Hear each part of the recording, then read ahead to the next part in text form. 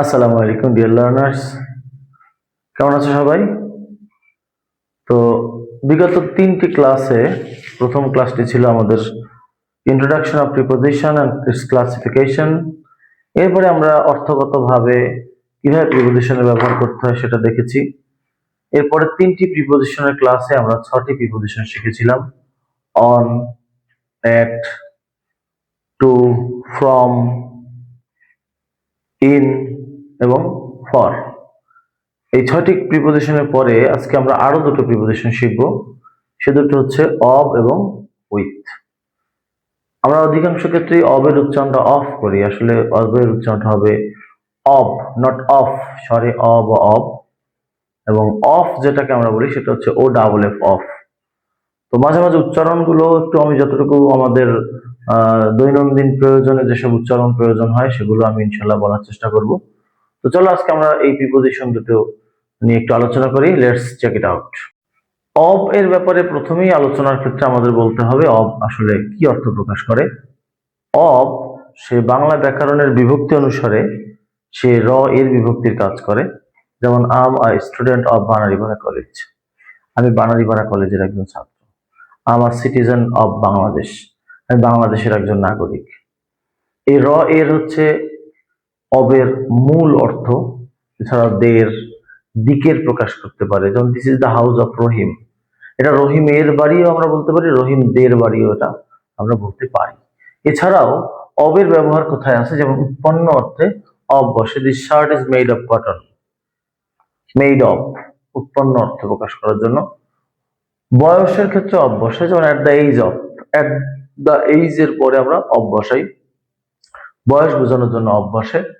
র এর বিভক্তির অর্থ অব বসে। রোগে মারা যাওয়ার ক্ষেত্রে ডাই এর পরে অব বসে। সম্পর্কে বোঝাতে অব বসে, যেমন I know nothing of it, আমি এর কিচ্ছু জানি না। আমি কিন্তু এর বলেছি, কিন্তু বিষয়টা বোঝানো হয়েছে সম্পর্কে।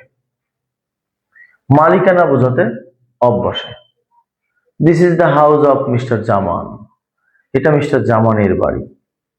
তারপরে সে ওই বাড়ির মালিকানা, তার ওই বাড়ির মালিক সে। উপকরণ বোঝাতে অব বসে। Made of, the sweet is made of milk, এই মিষ্টি দুধ দিয়ে তৈরি। উপকরণটা কি? দুধ।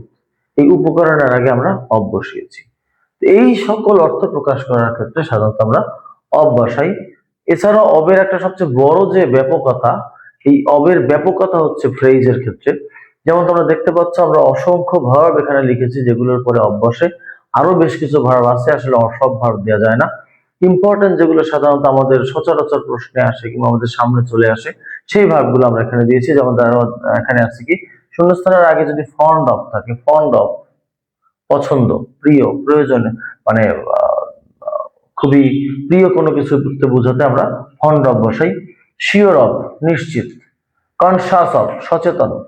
অ্যাওয়ার অফ অবগত থাকা, আবার সচেতন অর্থ আমরা অ্যাওয়ার বসাই। প্রাউড অফ গর্বিত। বোস্ট অফ দম্ভ, অহংকার। ক্যাপাবল অফ সক্ষম। ডেপ্রাইভ অফ বঞ্চিত। একিউজড অফ দোষারোপ করা, সাব্যস্ত করা। অ্যাফ্রেড অফ ভয় পাওয়া। অ্যাপ্রুভ অফ সম্মতি দেয়া, অনুমোদন দেওয়া। কনসিস্ট অফ গঠিত। আমরা ইনের ক্ষেত্রেও কিন্তু কনসিস্ট শিখেছিলাম।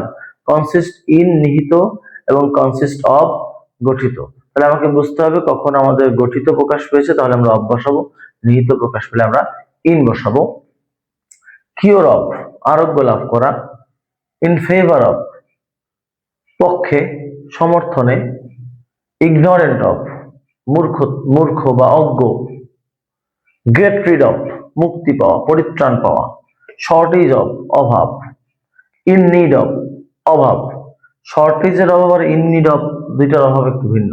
শর্টেজ হচ্ছে কোনো একটা কিছুর কমতি হওয়া, আর ইন নিড অফ সাধারণত বসে টাকার অভাব বা কোনো কিছুর অভাবে একটা কাজ হচ্ছে না, এই ধরনের ক্ষেত্রে। কারণ I can't by the phone in need of money, আমি টাকার অভাবে ফোন কিনতে পারছি না। এখানে আমরা ইন নিড এরপরে অফ বসিয়েছি। এখন যেমন উদাহরণে আমরা দিয়েছি, দেখো, পুয়ার পিপল আর ডিপ্রাইভ ড্যাশ এডুকেশন, গরিব মানুষ শিক্ষা বঞ্চিত, আমরা অফ বসিয়েছি। ডিপ্রাইভ দেখলে আমরা সেখানে অফ বসানো আর একটা প্রিপোজিশনাল ফ্রেজ হয়ে গেল। A cricket team consists dash 11 player, consists of 11 players। কেন অফ হয়েছে? কারণ আমরা যেটা দৃশ্যমান গঠন, দৃশ্যমান কোনো বস্তু দ্বারা বা দৃশ্যমান কোনো গঠনকে আমরা বলবো গঠিত, কনসিস্ট অফ। অদৃশ্যমান ভাবে অদৃশ্য কোনো কিছু দ্বারা গঠিত হলে সেটাকে আমরা বলবো কনসিস্ট ইন, বাংলা অর্থ প্রকাশ পাবে নিহিত। যেমন হ্যাপিনেস কনসিস্ট ইন কন্টেনমেন্ট। আমরা হ্যাপিনেসকেও দেখি না, কন্টেনমেন্ট সন্তুষ্টিকেও দেখি না, কিন্তু একটার সাথে রিলেশন আছে, সম্পর্ক আছে গঠনের ক্ষেত্রে, তাই আমরা সেটাকে নিহিত অর্থ প্রকাশ করছি। তো এই হচ্ছে অবের ব্যবহার। অবের ব্যবহারের ক্ষেত্রে আমাকে সবচেয়ে বেশি গুরুত্ব দিতে হবে এই প্রিপোজিশনাল ফ্রেজ গুলোর ক্ষেত্রে। তো এরপরে আমাদের প্রিপোজিশন যেটা আসছে সেটা হচ্ছে উইথ। আজকের ক্লাসের দ্বিতীয় প্রিপোজিশন হচ্ছে আমাদের উইথ। উইথ সম্পর্কে যদি আমরা আলোচনা করতে যাই, উইথের সবচেয়ে বেশি অর্থগত ব্যবহার হচ্ছে সঙ্গে সাথে অর্থে আসে। এছাড়াও আরো কিছু কিছু জায়গায় উইথের অর্থগত ব্যবহারগত ব্যবহার বা প্রয়োগ আছে। যেমন ধরো সহায়ক ক্ষেত্রে উইথ বসে, সহায়ক ভূমিকা পালন করার ক্ষেত্রে, মাধ্যম বোঝাতে উইথ বসে, আচরণের ক্ষেত্রে উইথ বসে, উপাদান বোঝাতে উইথ বসে, সঙ্গে এবং সাথে, যেটা আমরা আগে প্রথমেই বলেছি যে সঙ্গে বা সাথে অর্থ প্রকাশ করার ক্ষেত্রে উইথ বসে, এবং এই সঙ্গে সাথেই হচ্ছে উইথের প্রধান ব্যবহার বা প্রধান অর্থগত ব্যবহার। এছাড়াও উইথের যেখানে আমাদের প্রিপোজিশনাল ফ্রেজ আছে, যেখানে উইথের সবচেয়ে বেশি ভূমিকা, সেটা হচ্ছে শূন্যস্থানের আগে যদি আমাদের বার্ডেন থাকে, বার্ডেন উইথ বোঝা, কোপ উইথ সম্মুখীন হওয়া, খাপ খাওয়া, কিপ পিস উইথ তাল মেলানো, অ্যাকুয়েন্টেড উইথ সান্নিধ্যে আসা, এংরি উইথ রাগান্বিত হওয়া, অ্যানয় উইথ বিরক্ত হওয়া, বিসেট উইথ বেষ্টিত বা ঘেরা, ব্লেসড উইথ। ব্লেস এর ক্ষেত্রে কিন্তু আলাদা কথা, কিন্তু ব্লেসড পাস্ট পার্টিসিপল যখন হবে ব্লেসের, তখন ব্লেসড এর পরে সবসময় উইথ হবে, আশীর্বাদ পুষ্ট বা আশীর্বাদ কৃত। Covered with Dhaka, content with তৃপ্ত বা সন্তুষ্ট, ফ্যামিলিয়ার উইথ পরিচিত, পপুলার উইথ জনপ্রিয়, রেওয়ার্ড উইথ পুরস্কৃত, কম্পেয়ার উইথ তুলনা করা।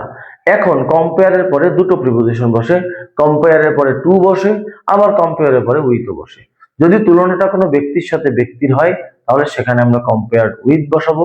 যদি কোনো ব্যক্তির সাথে বস্তুর কিংবা বস্তুর সাথে বস্তুর হয় তাহলে আমরা সেটাকে তার আগে টু বসাবো। যেমন এখানে আমরা উদাহরণে দিয়েছি, Nazrul is compared with Shelley.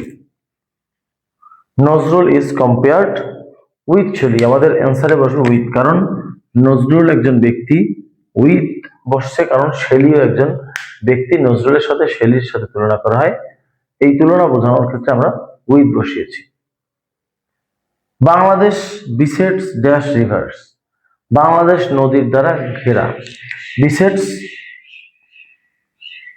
With reverse. তো এই শব্দগুলোর ক্ষেত্রে সাধারণত আমরা উইথ বসাবো।